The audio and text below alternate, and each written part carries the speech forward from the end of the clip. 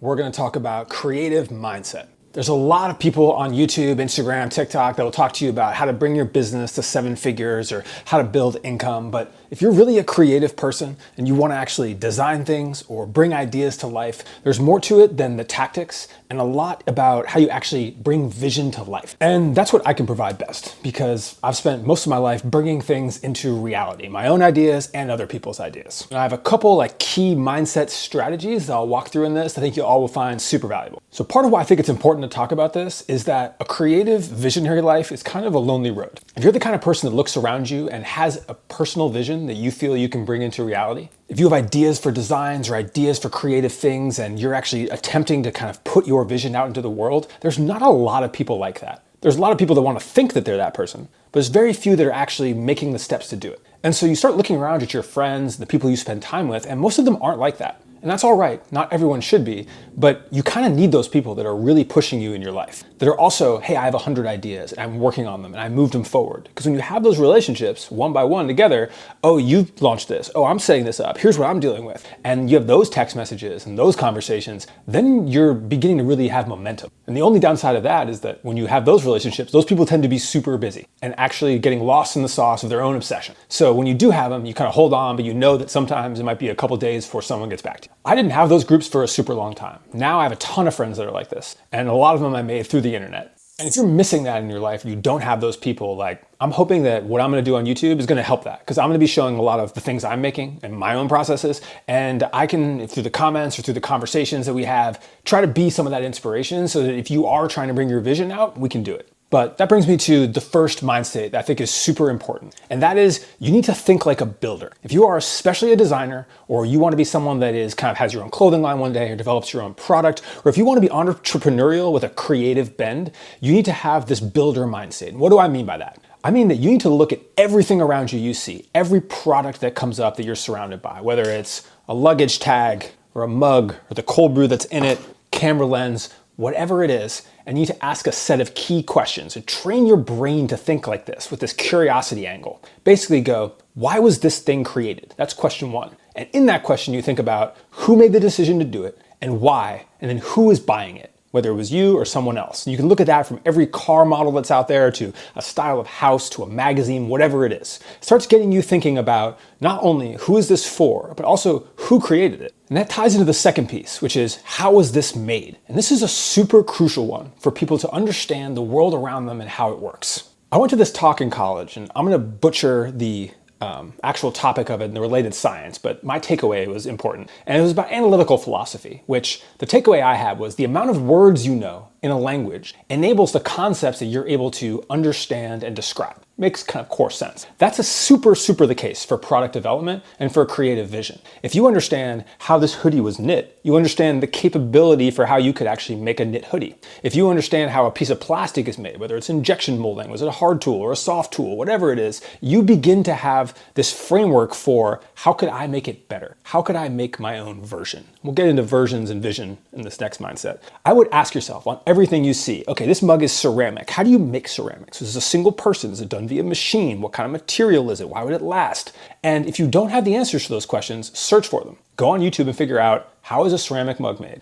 How does injection molded plastic work? How do they make Nerf darts? Whatever it is. And begin to relentlessly hunt that down, because then your understanding of this is going to determine what you're able to create and bring into the world. Same thing goes for software. Oh, was this written in Python or C++? Whatever the right versions of that is. Is this architecture on Kubernetes? Are they hosted on AWS? Whatever it is. Find your framework and the language for bringing things into the world that you eventually want to bring in. And I would start with a wide swath. I want to think through everything for how is this beverage I'm about to drink packed? How do they get it in the tin can? Why does it have that form factor? How do they wrap the label around it? If you are going through your entire life obsessed with how things came to be, then you are going to have the framework to then actually make your own things come to life. And the last piece of this, the part of this builder mindset, is how could I make this better? I take a look at this mug and I go, how would I make this cooler or cheaper or more premium? How can I make this appeal more to a different customer? If you go through your entire life and you are looking at almost everything around you and thinking in this method, why does it exist? Who put it together? how is it built? How do I make it better? You are thinking like a builder. You are developing a massive mind state and knowledge base that will be super useful for how you approach the world forever. And this ties into the second part of this, which is creative vision. And if you're watching this, you're either kind of in one of two buckets. One is you are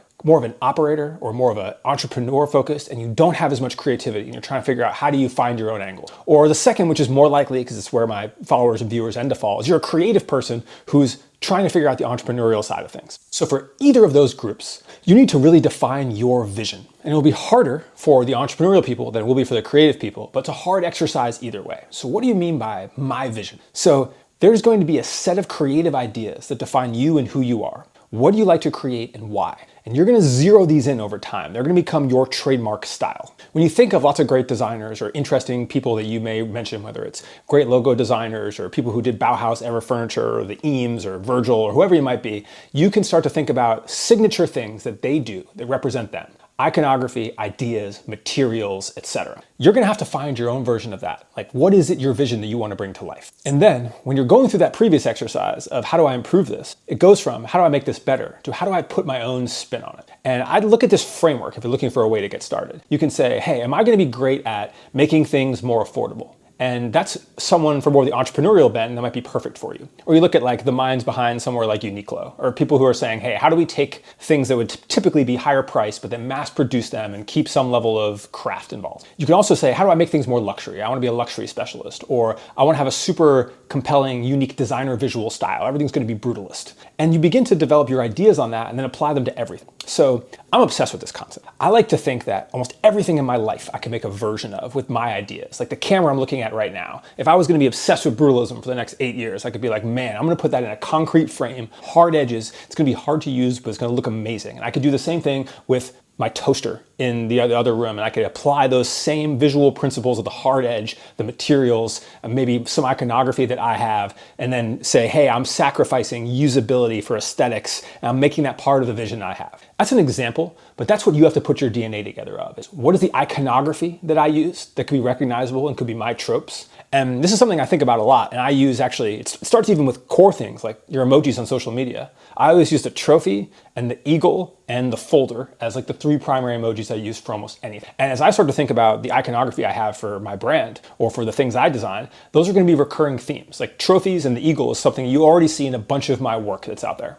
And it's also a core concept of a bunch of the things I'm developing. So you can go everything from your iconography and how you grow that to the materials you like and are obsessed with and use. And that could come from your familiarity or from things you're really interested in. You could say, I want to do everything I ever put together. I want to use crocodile print, only the finest materials. Or you could say, everything I need to do is going to have a sustainable bend and it's going to be eco-friendly and I'm going to really care about what that looks like. And I think that building that canon of what your vision is, from iconography to materials to purpose to price point, and defining that so you can know who I am, what do I stand for as a creative and a visionary, is going to be important. And it gets developed the more you go down your career. But if you have that in the back of your head that I need to develop this vision and how I would apply it to anything, from a car to a piece of clothing to a consumable beverage, whatever it is, if you are beginning to find your resonance there and you're thinking in that angle, it's going to get you to having a real vision faster. And that vision is going to get you recognized for your creative work, and it's going to be able to develop you a brand that goes on more than just like your marketing promotion,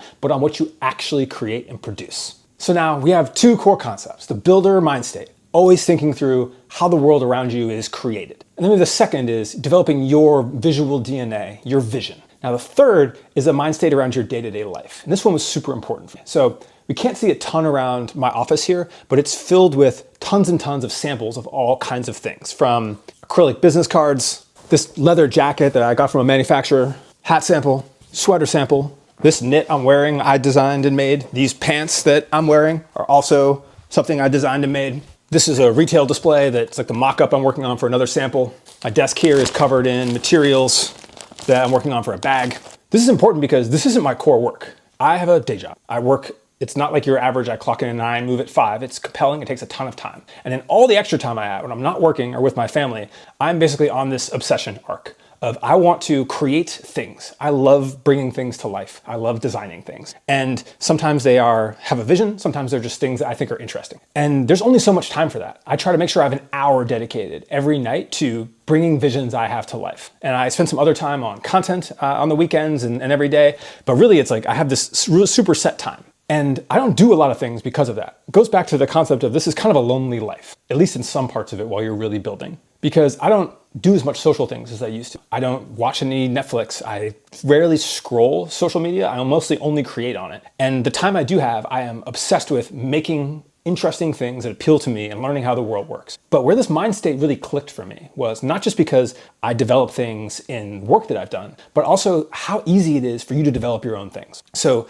a rule I like to have that this mind state really changed my entire approach to how things are made is all around cost. So for clothing and most things that don't involve creating a complex mold, so like things that are made of steel, etc., you can get a sample for roughly the cost, maybe a little bit more, maybe a little bit less, of what a premium but not ultra premium version of that product looks like. Let's take this sweater, for example. A sample of getting a sweater like this is like maybe 50 to 100 bucks, depending on your factory. Actually buying one of these would probably be about 100, 120 bucks. And you don't want to just go creating a bunch of samples of things you're not going to make. But if you want to validate an idea and you're going, man, am I going to go purchase a sweater for myself, or hey, I need to buy this thing that I want. And you go, man, that is an object I could be bringing into the world with that same money. That same $150 I'm gonna go spend on whatever is, oh, I could actually launch this ceramic mug I have an idea for, this marble tray, this water bottle concept, toy or a game, piece of clothing, whatever it is. If you start to embrace that philosophy that all of that money could just be turned into bringing my idea to life, and then if you have your idea, especially in this world, you can validate it, work on some level of pre-order, we'll do a separate video on that, or begin to get the idea that I should put more money behind this to launch it. And then once you actually start creating things, or have a platform to sell stuff, then really you're just validating. And the more of those things you do, the more opportunity you have to make money, do better, bring your vision to life. But that's super important because now like it's so rare for me to buy anything. I'm blessed in the sense that like I have a decent audience on social media, so I get sent a lot of stuff, makes that a little bit easier. But like before that started, I was still obsessed with this idea that I should be spending that money on creating things. And if you have that same mind state where you go, instead of buying a hoodie this season, I'm gonna make my own, and I'm gonna use that money I would have spent to buy it to validate a concept that I will then launch, that's a way to approach life, and you will go very far doing that. I know some people who I've had this conversation with who've taken this like really far, and this is an area where I'm really trying to go, where it's like, cool, it's the same thing with a couch or literally anything in this house. I'd rather design a toaster than buy a toaster. And in some cases that might be significantly more expensive or take more time, or it's a mock-up or a 3D model, whatever. But if that's your mind state, if you have this builder mindset, you have a vision of your creative ideas, and then you have this kind of obsession with using your money to put those visions into the world, then you're onto something. Then you're really a creative builder that's ready for this era. And the last piece of this, the thing that ties a lot of this together, is having that like obsession with social media.